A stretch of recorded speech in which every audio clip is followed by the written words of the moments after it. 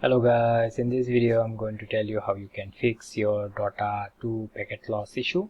So first of all, what you can do is you can reset your internet connection. So simply unplug your Ethernet if you have Ethernet, or disable your Wi-Fi, and simply restart your router as well. So try and see if it works or not, and then if it doesn't work, what you can do is search for network settings, network status, press on that, and you'll be here. So you'll have to go to network and sharing center, as you can see here. Click on it.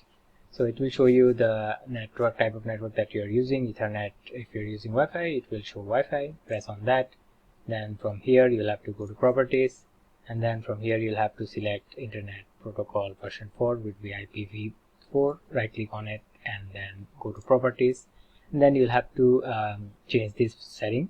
So you'll have to change it to automatic to use the following center, and so change it to 1111 and then 1001. So let's type it in. It will be 1111 and 1, then 00 and then 1. So simply press OK and save the settings, and hopefully your issue would be resolved. So that was all for today guys. Thank you for watching. Take care. Bye bye.